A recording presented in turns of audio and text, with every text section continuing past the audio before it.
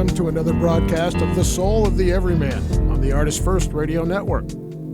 Send your questions and comments into dj@artistfirst.com, and all past shows are archived. You can pick them up at artistfirst.com. Now out to your hosts, Michael and Margaret Lyons.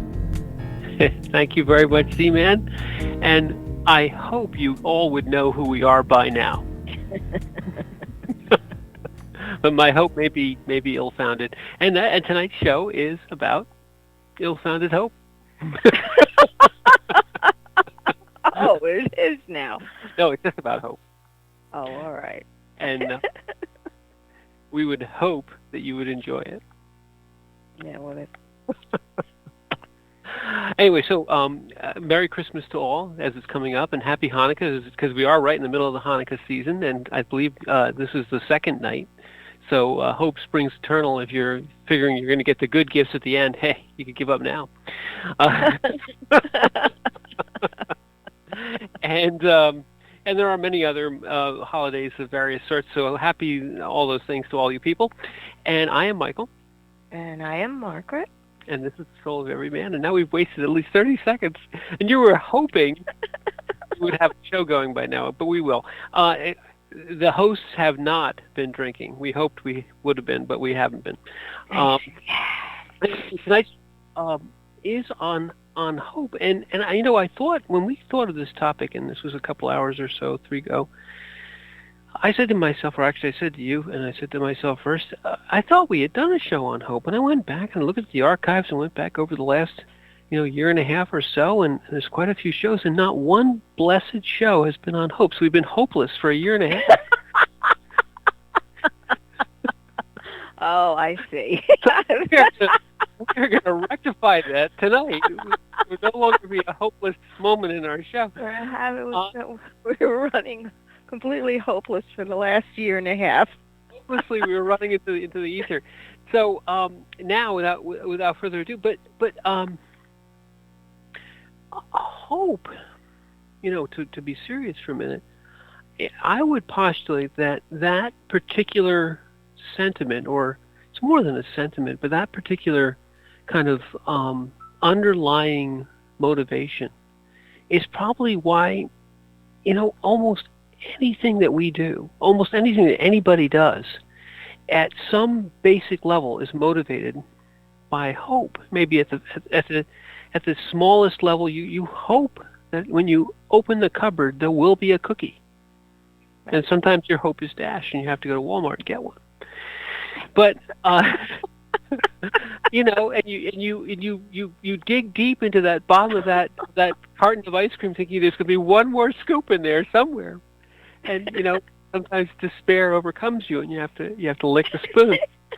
But in fact, all of human endeavor is really fueled by that emotion. That when you have a child, and you hope, one of the basic emotion, it's not an emotion, but one of the basic feelings you have for this child is you hope that they'll have a better future. Yeah.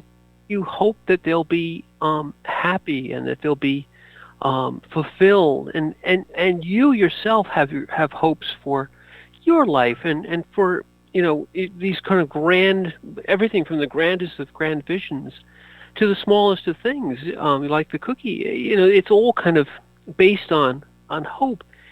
And so what is this thing that we base our whole lives on? In fact, and in the converse, when you are without hope, when you are truly hopeless, life is often very close to once you abandon hope, you enter into a bleakness, a despair, and life almost seems not worth living. Right. That takes all motivation out, because at that point you're just, what's the use? That's the feeling. It's like, well, this is where I'm at, and this, again, is when you're looking at the bleakness, it's not going to change. So why am I even bothering? Exactly. That mindset, because that's a mindset. When you look out over life, and as a child, it's very easy because you're sitting there going, I have no clue what this life is, but it looks really exciting. Everything is new. And that's the truth of it. When things are new, your curiosity takes over. You're like, well, what does this do? As a baby, it's like, well, how does this taste? Or what does that smell? Or what sound was that? That's. We're not going to play that "What's that smell" game again, are we? All right, now moving on. Oh no. Yes, go ahead. Sorry. So yes, good one. And so when you are surrounded by an environment that you really don't know anything about, that's when the curiosity kicks in. And that's when also survival kicks in, because, all right, I need to eat something, or I need to drink something. And that's usually, so how do I do this? It's probably, and that's what they say is the reason why you learn language so quickly, is you want to communicate. Even when you speak English fluently, but you go to another country and all they speak is whatever that language is, you learn quickly how to begin to communicate, because suddenly this is what I need to do. Well, if you're in an environment where it's all known and things are always the same routine, that's when you're in danger of giving up hope. Well, and that's exactly that's a great place to kind of cleave it apart. When you give up hope, that's a synonym, or that basically means that you are abandoning your life. When you have somebody when we say somebody, they just gave up hope, and what they really mean is that was tantamount or penny. It was basically a saying that they were going to die. Once you've given up hope, you've abandoned hope. You've also abandoned life.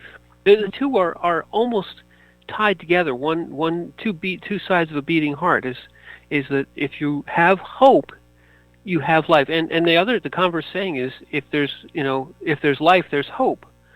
There's a saying that if there's life, there's hope. And if you've given up hope, you basically have abandoned life.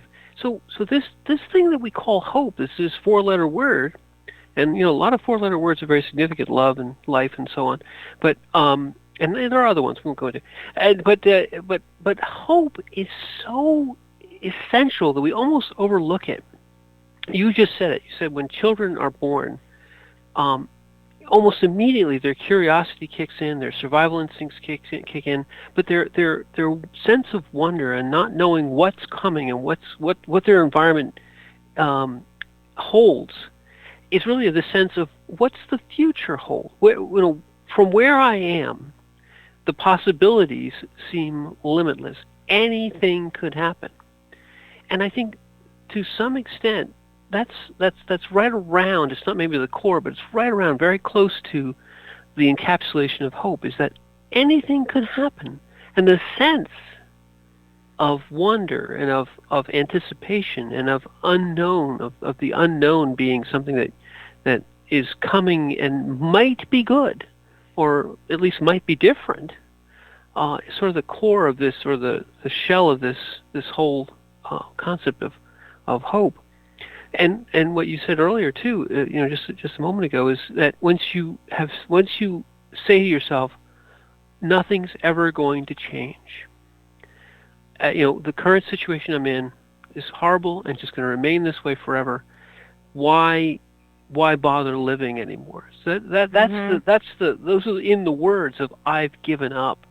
This is the other side of that coin, the hope coin. The flip it over, and you have despair. Very empty. Because we as human beings want to embrace something. We want to embrace life by walking through it, having interactions with people and places and things. That's how we relate to our environment. And you are trained to, keep an eye out for things just in case something dangerous happens or you might get hurt or blah blah blah. But that can turn into a obsession of always looking for the bad. Well, as long as I'm aware of that bad, I'm just going to put me what other bad. And it becomes obsessive when you're not taking stock in the broadest sense. This is bad, but what else is there? If you realize that when you're trying to be aware of what's actually happening around you, you must do the full spectrum. You can't just focus in on this part because you are actually putting blinders on yourself. Stuff can be going on that you should be aware of, but you're not because it's not sending out a negative signal. Well, true. You become sort of hyper-focused on the negative, but in fact, what you're really saying is, or what that is that the temptation. Why do we do that? The temptation, besides the fact that you say, well, I have to understand what might hurt me. The temptation is that the once everything is known, suddenly now you can be safe. All threats are taken care of. And I think part of hope, and maybe the scary part of hope, is that you have to confess that you cannot know what is going to happen. And if you focus on the negative, you can live. One of the consequences of everything being unknown is that you can live in constant fear. Because you could say, well, I don't know what's going to happen, but I'm pretty sure it's always going to be bad, or I'm convinced that it's always going to be bad. This is the obsession of, yes, I confess that I don't know everything, but my focus is that all things that are going to happen, I've decided, in essence, that all things that are going to happen are going to be bad, or they're going to be threats. So, yes, you haven't abandoned the part of hope, which is that anything can happen, but you've kind of cloven that thing in half and say anything can happen, but it's all going to be bad. And your point is that you have to look everywhere. When you say, and we kind of jumped ahead, but the core of hope is that anything can happen, and that if you don't know what's going to happen, all you have within yourself is the ability to choose how you're going to look at the unknown. I don't know what could happen. Maybe it could be something good. Or I don't know what could happen. I'm sure it's going to be something bad. And if you don't admit to yourself, the third is it's always going to be good, which is probably going to end up in disappointment because every cupboard you open is not going to have a cookie behind it. So we are informed by our experience that things, especially as a child, anything can happen, or things happen. But if you are molded over the course of a long period of time, that every new thing that comes to you is just worse and worse and worse and worse, this can fuel two things. It can fuel kind of a negative attitude about the future, and it can also fuel despair, because you say, well, no matter what I do, everything always turns out wrong. These people, you've heard people say this, and what they've really done is put a big filter on the future, and they say, well, the future is unknown, but everything that comes to me is going to be bad, so whatever comes to me, I'm going to find a way to fit it into the box that says it's bad. Somehow it's bad. The Pollyanna, the everything comes to me is good is also, but the true sort of forward-facing, I don't know what's going to happen. Anything can happen, but I'm going to decide to be open to the possibilities that it could be good, and that the more you of course can train yourself, the more you train yourself that no matter what happens, it is going to come to some sort of good. That changes your whole attitude. That is, I think it's more of a consequence of having hope. It's not the core of it. But if you have hope, part of it is that you also hope that the future will be better. That's part of hope. You don't hope that the future will always be worse. That's not hopeful anymore. Well, life in general, if you look at life and see how good it actually is, without all the sitting there going, well, I'm anticipating this and this and this, the gripes and the complaints. It's like, no, life is good. And if you take that as a base, understanding that living, being is good, you can step into the moment. Okay, the moment of now in this space and time, and I'm going to reiterate it again, and be present there to see what actually is happening. Not what you're expecting one way or the other, but what is actually happening.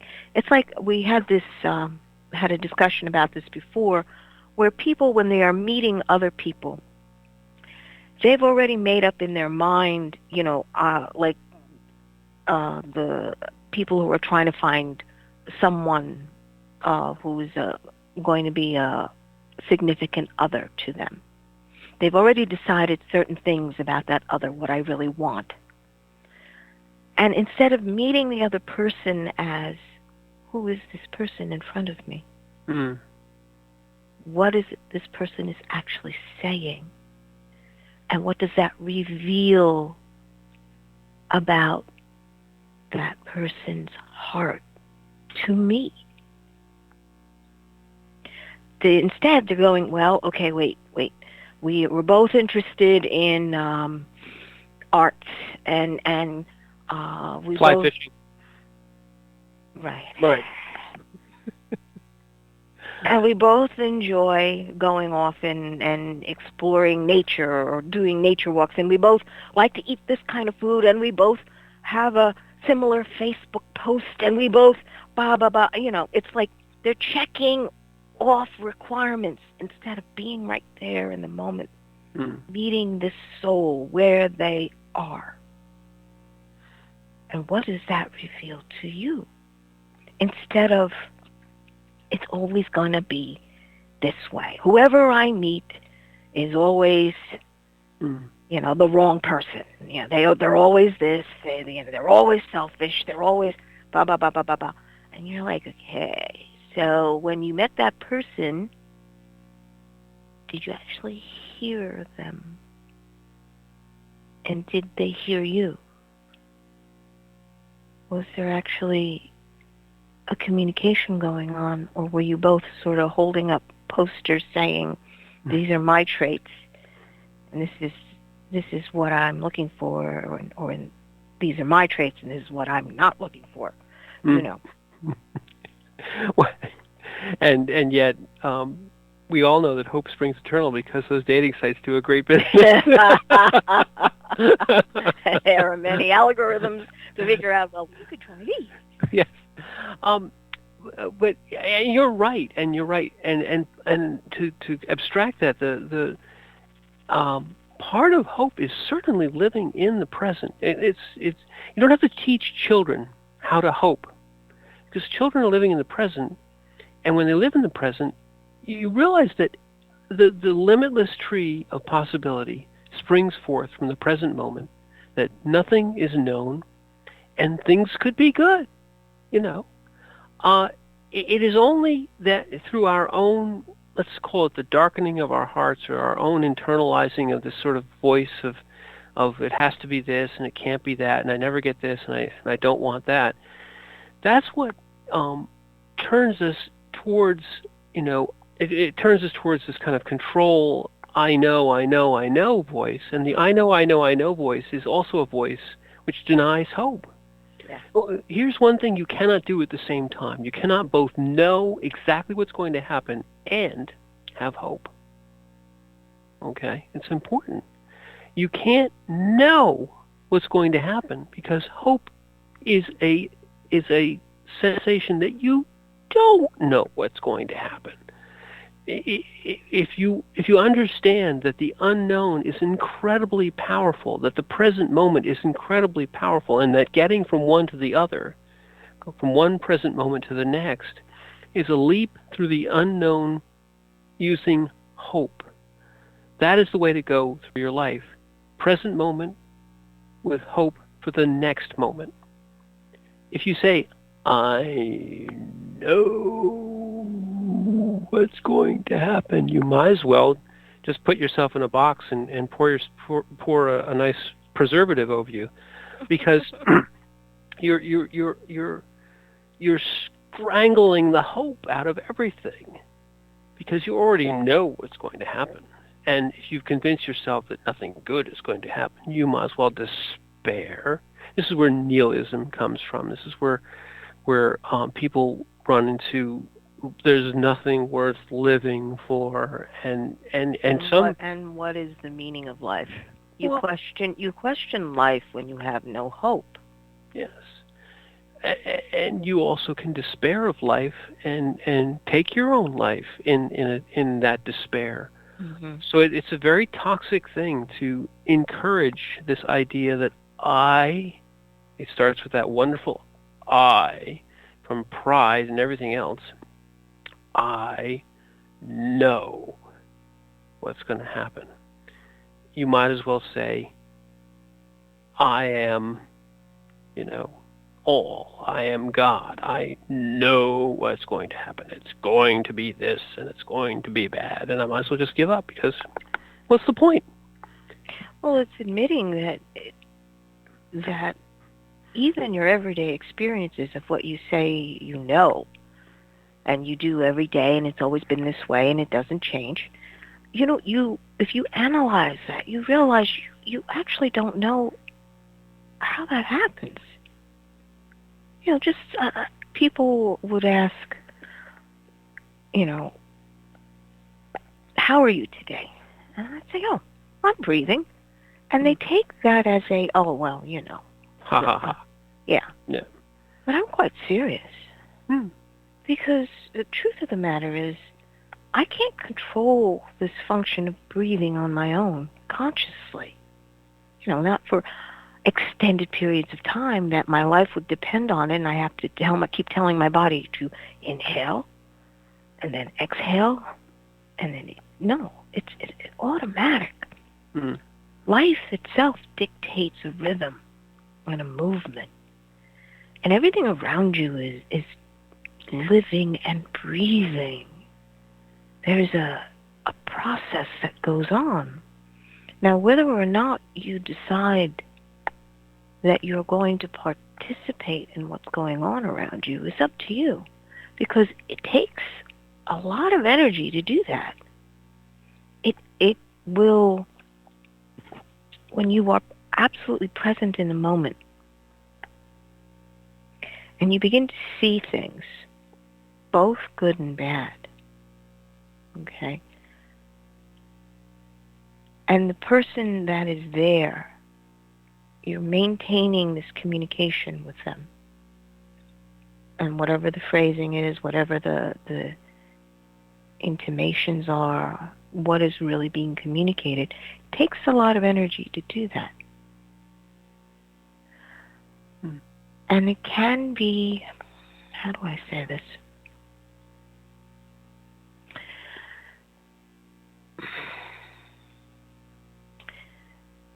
You must be grounded in order to find peace in the moment.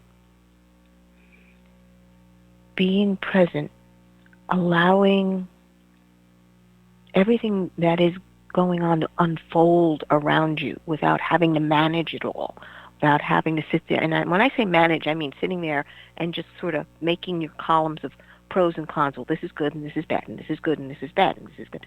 To still that. and really be present and observe without judgment. Just observing what is actually happening. It's difficult, but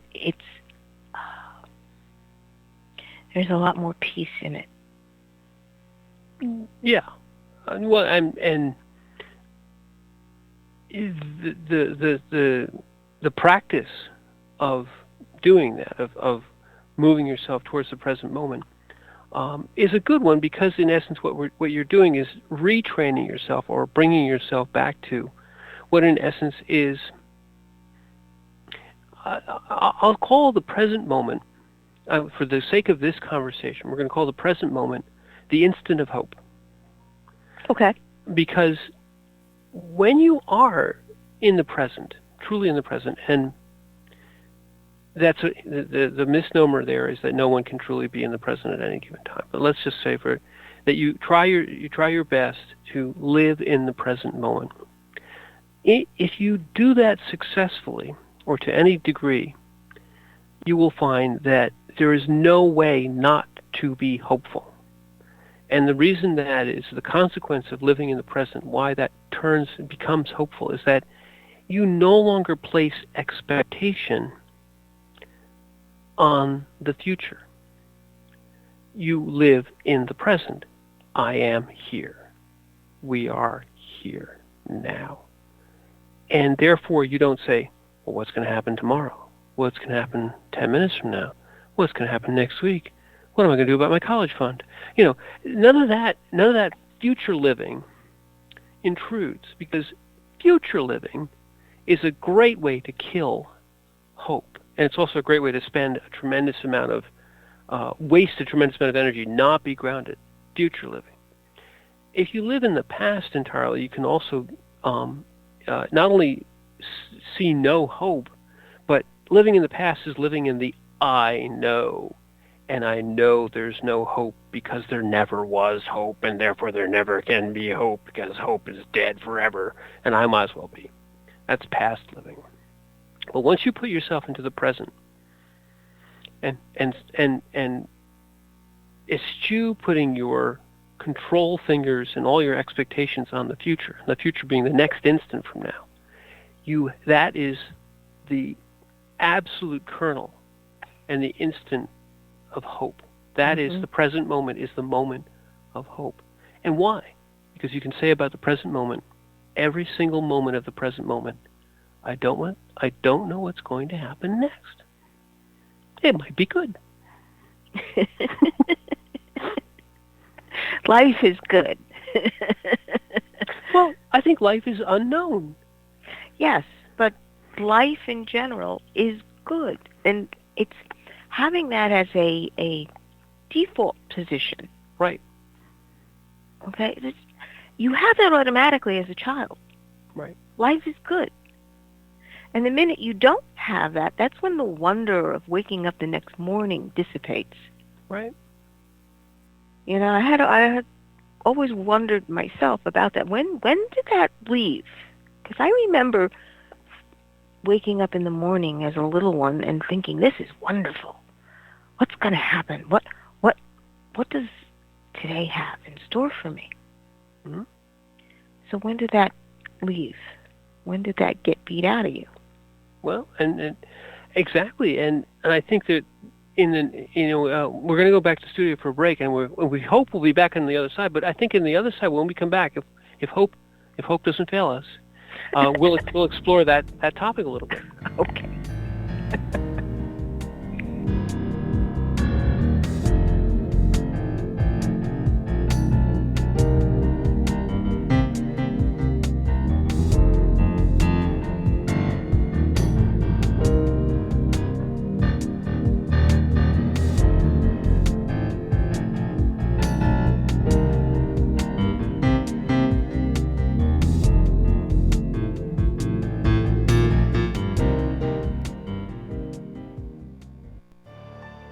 The Timeless Esoterica radio program with Dr. Bruce is broadcast on the fourth Monday of every month at 8 p.m. Pacific, 11 p.m. Eastern on ArtistFirst.com.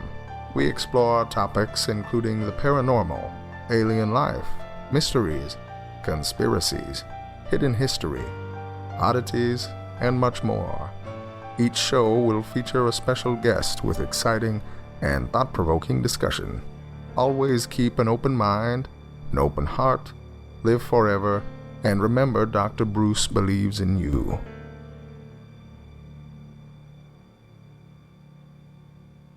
When tornadoes raked the South, it was ham radio that was on the air, saving lives. As communities lay in ruins, it was the hams who let their families know their loved ones were safe. When the power and cell phones went out, the hams were there, helping rescuers get the message through. Wherever catastrophes strike, amateur radio is ready. Amateur radio works when other communications don't. Contact the ARRL, the National Association for Amateur Radio, on the web at emergencyradio.org.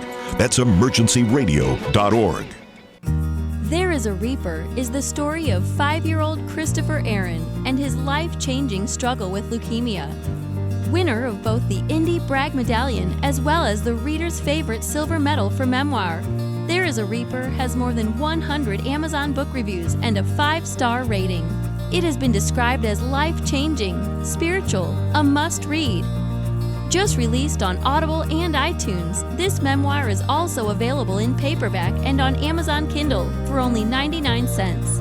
Get your copy of this life-changing memoir today. Taking God on Patrol is a first-person account of the world of law enforcement from the perspective of a Christian police officer in the 4th largest city in America. From speeding car chases to the crossing of the thin blue line, author Mark S. Cariner seeks to find God's biblical truth in a behind-the-scenes look at law enforcement. And check out Mark's newest book, The Tactical Heart. Both are available at Amazon.com. Hi, my name is Christina Garlick, and my new book, Nevada Rain, is now available. It's a sci-fi fantasy story for ages 14 and up. I hope you check it out, and of course enjoy.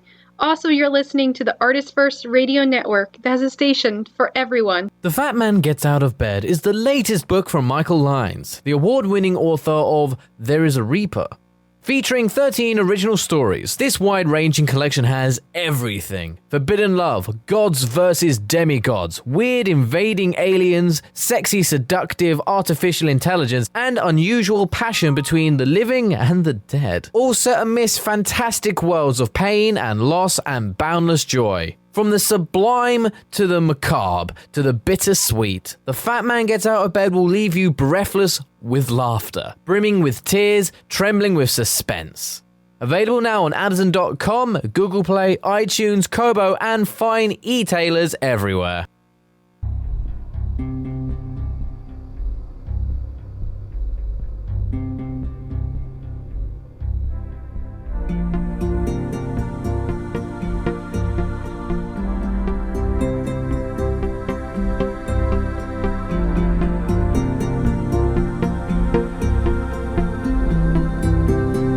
Thank you for joining us on The Soul of the Everyman on the ArtistFirst Radio Network. Back to your hosts, Michael and Margaret Lyons. And thank you very much, Z-Man. And look at that. We hoped we would get back on, and we did. Anyway, folks, thank you very much for joining us for the second half of the Soul of the Everyman show. And I'm Michael Lyons, and I'm Margaret. And she's Margaret. And we've been talking tonight about hope. And I think, just to reprise for 2 seconds, hope is something that we take for granted. I think hope is something that people kind of throw around, but it's an incredibly powerful force. It's almost as close as your next heartbeat. Once you abandon hope in your life, you pretty much have given up the desire, anyway, to live your life. Mm-hmm. And if you live without hope, if you live in despair, I would say that the feeling that people have is that life is not worth living, and I'd say it really isn't. Life lived in despair, life lived without hope, is not worth living. And I think that it is to our peril that we abandon hope, because it is essentially human. Last half hour, at the end of the last half hour, we were talking about defining the present, living in the present, and defining the present moment, the actual present moment, as the moment of hope. And the way I want to define that is by saying that if you live in the present, you put no expectations on the future, and you do not allow the past to try and deceive you that it somehow has controlled what's going to happen, you must have hope. It becomes a necessary consequence. If you live in the present, hope is your milieu. It is what you are living in, because you don't know what's going to happen. And your point was, when you give up the expectation, when you say to yourself, I don't know what's going to happen, it could be good. And yes, life, you see these T-shirts everywhere. Life is good. And you say, that's banal.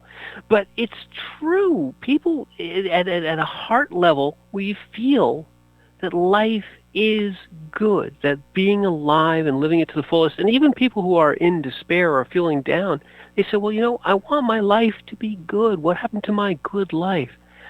And whether or not they can get from where they are, which is a dark place, to back to where they want to be is another discussion. But the point is that we feel that life, when it's being lived, should be good. And I think that's it's certainly a apocryphal position. It's sort of an empirical position, I should say.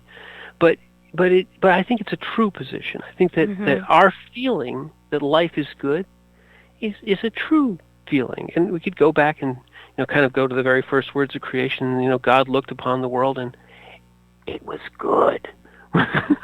Well, let's go with that. It was good. Yeah. No, life is good. Yeah. And I think people get mixed up with liking something and disliking something is the same as good and bad life. It's not. Your life is not subject to whether or not you feel it's good or bad, relatively speaking. Your life and life in general is good. Now, the circumstances may be good or bad to you, but life at its core is amazing. And this, honestly, people, I'm speaking from a position of knowing when there is life in the body of one that you love and when there is not. When there is no life in the body of the one you love, that is bad. Yes, and when we bring new life, when we experience new life, there's an overwhelming feeling of good, the embodiment of spirit in the body, in the physical. Joy. Is joy. There's joy there. And, this is a very good thing, too, is that joy is intimately linked with hope. It doesn't seem necessarily that it was, but happiness and joy are intimately linked with not saying, I know what's going to happen. Because at the base of joy, at the base of this wonderful thing is the surprise, is the newness of this feeling of wonder and of contentment and of joy. I mean, it's hard to define a word with itself, but in fact, the anticipation of joy or the anticipation of happiness is part of the fundamental consequences of hope. One does not hope that something bad is going to happen. That's not something you say. I hope something bad. Well, maybe you do say it about people you don't like, but I hope something bad is going to happen. Is terrible. Not something you say about your own life. You don't say, "Man, I hope I'm going to have something horrible happen to me today." You always, if you said that, people would say, they'd say that's funny. It becomes a joke. It becomes black humor, because no one does that. We all, at our basic level, unless we've given up entirely, and we no longer want to live, we all hope that something good is going to happen. Now we can convince ourselves and talk ourselves out of it and tell ourselves that over and over again, that no matter how much I hope that something good has happened, it never does, and that seems to be self-defeating or self-fulfilling. But it just abstracted to the basics. We never hope that something bad is going to happen to us. And by extrapolation, if we're not sociopaths, we hope that something good is going to happen for the ones we love and for people in general. You look upon somebody's joy as a joyful event. Something good happens to someone, you say, that's great. Because why? Because you hope it could happen to you. If it happened to them, it could happen to you. The anticipation of joy, the anticipation of happiness is kind of an outcome of hope. The anticipation of despair and death and doom and destruction is not an outcome of hope. It's very much the opposite therefore. So joy, happiness devolve from hope. And if the hope is the present moment, is living in the present, joy is the outcome of hope fulfilled. The hope of the present moment becomes the joy of the next moment. This guy, what are you talking about? Oh, that's happiness. Everything bad always happens to me. Well, we're not talking about you. We're talking about everybody else. We're talking about the way to prosecute your life from the present moment, the moment of hope, to the next moment, the moment of hope fulfilled. And those two moments, if you just take and say, well, I'm going to only live 2 moments all the time. I'm going to live the moment of hope and the moment of hope fulfilled, which is the next one. If you put yourself in that mindset of, right now, I hope something good's going to happen. And then I open the door and there's a cookie. Oh my gosh. It worked. And then you go, wow, I'm going to hope that something good's going to happen. And you open the next door. There's another cookie. Oh, yeah, it's so stupid. Okay, we're not talking about you. We're talking about everybody else. Just keep yourself in the present moment, the moment of hope. It takes a lot of energy just to live, okay? And I feel internally that the amount of energy that you use to look negatively at things, to always anticipate the bad, is the exact same amount of energy it takes to anticipate something good. There's no plus or minus here in terms of amount of energy used. I would almost say it takes more to anticipate something bad. But let's say that if you're going to spend the energy anyway, you are going to you're living right now. Right now. I mean, short of actually, killing yourself. Or having us kill you or something, Or something along that lines. But by no power of your own, you're living right now. Good point. So choose. Are you going to choose hope or despair? Life or death? I mean, if you render it down to those black and white terms, you got to realize that you're choosing right in that moment of now which way you're going. If you continually go to the mental saying, well, I know that this is happening and that's going on and I hate this and you're dwelling there mostly because it's pure habit. Uncomfortable. Yes. It's better the devil you know than the devil you don't. They're both devils, though. Yeah, that attitude of, well, okay, so you've made no room for the fact that anything can happen. When we were talking with the moms in the pediatric cancer wards, it was difficult because you were surrounded 24/7 by all the bad things that could possibly happen. this, whether or not this treatment will work. What are the side effects of this treatment?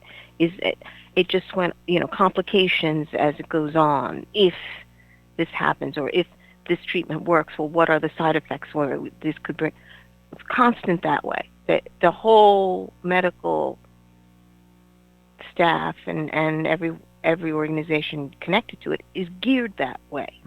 To understand that, you're surrounded by this. But the moms, we would be talking to one another. We would acknowledge, yes, these are all the possibilities. But what about the possibility of cure?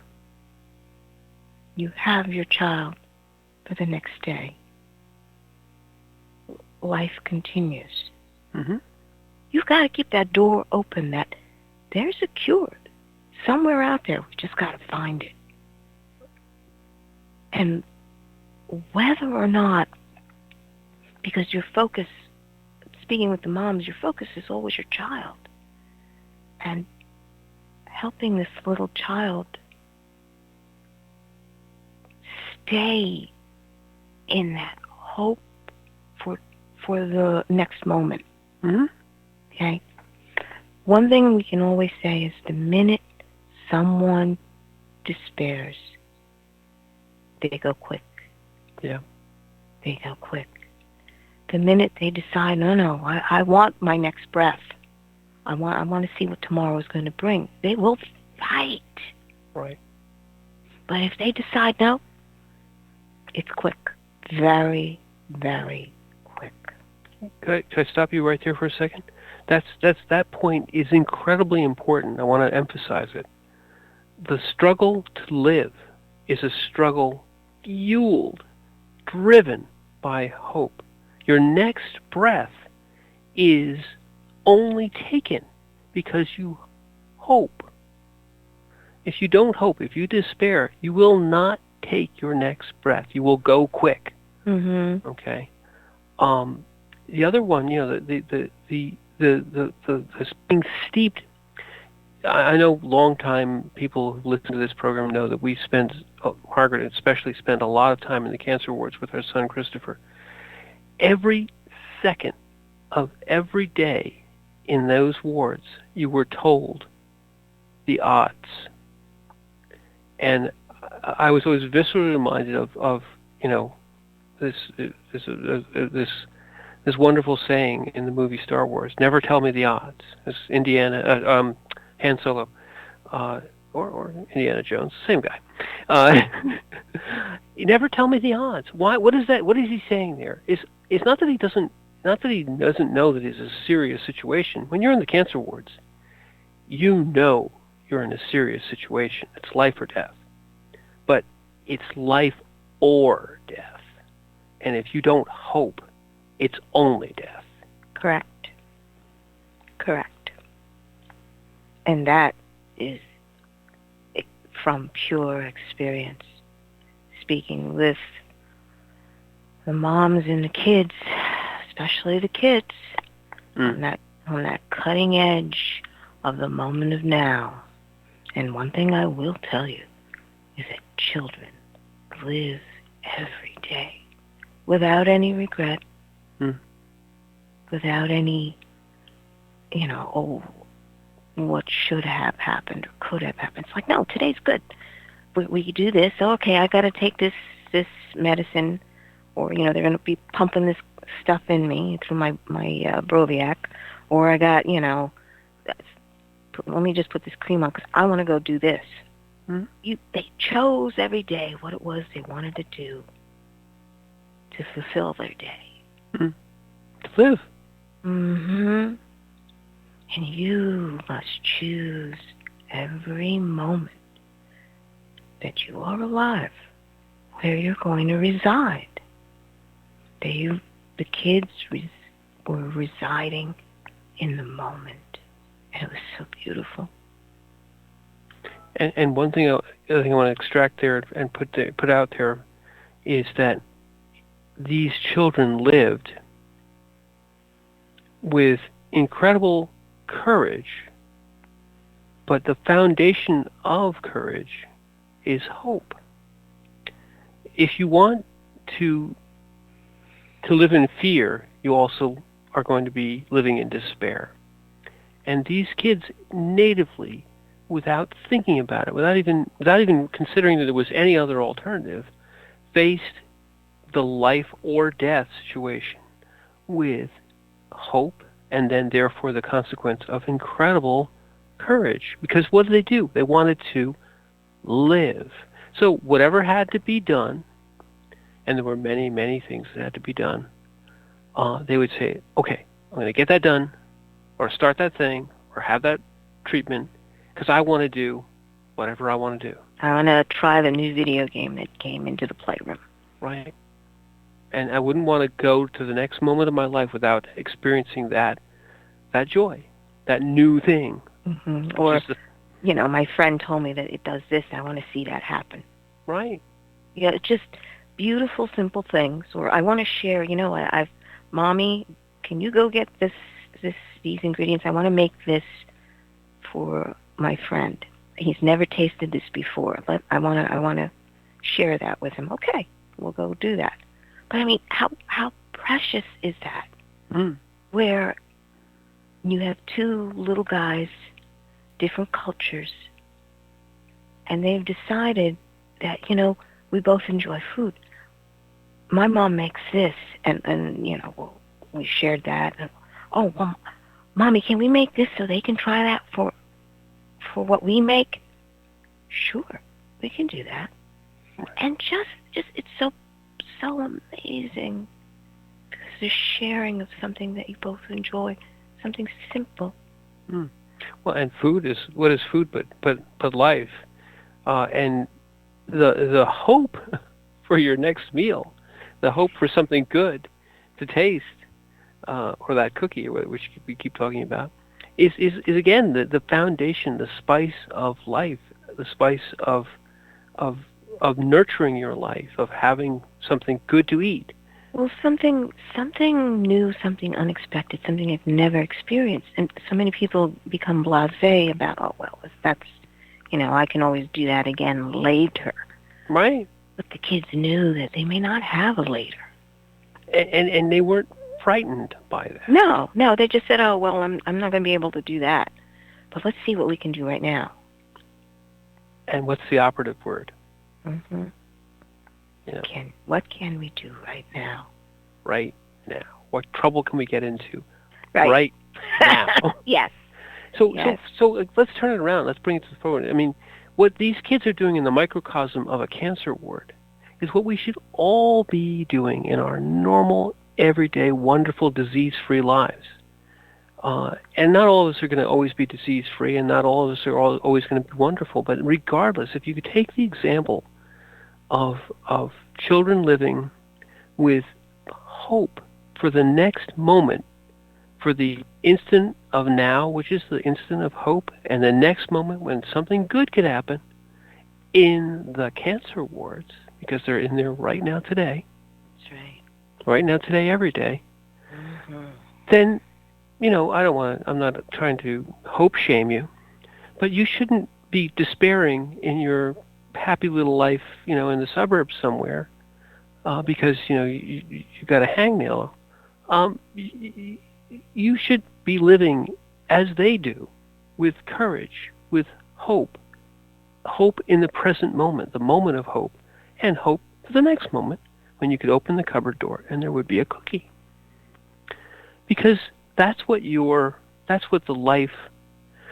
example, and all of us have this same heart, this same courage.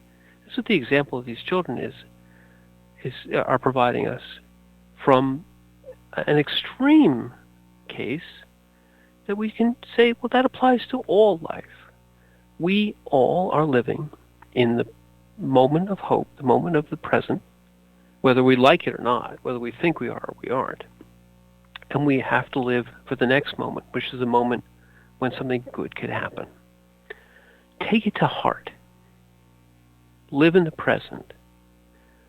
Understand that that's the foundation of life, that life is hope. This is a phrase which I'm sure you've heard before. Life is hope. Guess what? It's really true. Life is hope.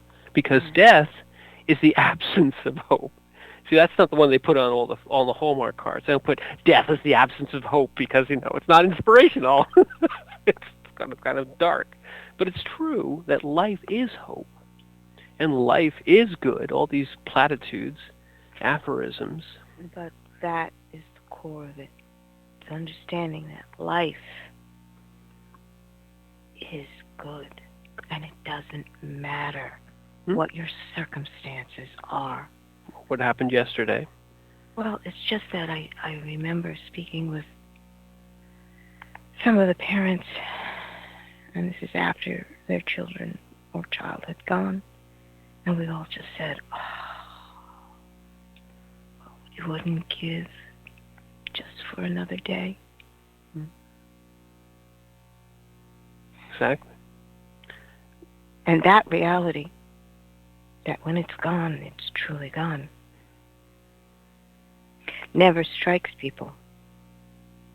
The precious moment of now. Exactly. The moment of hope is also the most precious moment in your life is right now. Mm-hmm. Not the one 10 femtoseconds ago, because that one's gone. And not the one 10 femtoseconds from now, because that one isn't here yet. Now it is. Never mind. Get lost there. The point being is that the most precious moment in your life is right now, and don't miss it. Mm-hmm. I hope you don't miss it.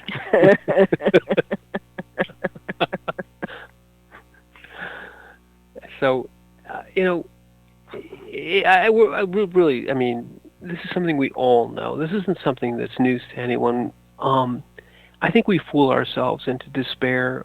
We kind of, it's seductive because we think, oh man, we gotta be prepared and we gotta know what we want and blah blah blah. No, you've got to reach back or reach within yourself back to the you that is you right now, and the you that you were when you were born and when you were young, and bring that one forward. Bring that person who understood that the present moment, the moment you open your eyes in the morning, and every moment from that moment on until you close them at night, and then open them again in the morning. That's the you that you want to live your life with. That you had hope. Oh, hope. The hope that you had then. You have it now. Don't ever believe you don't have it. The hope that you had then is right there. You're pushing it away. You're denying it. Don't do it. I hope you don't. Well, I believe we've come to the end. We've run out of hope? No. I'm Michael Lyons. And I'm Margaret. And I hope you enjoyed this. Thank you.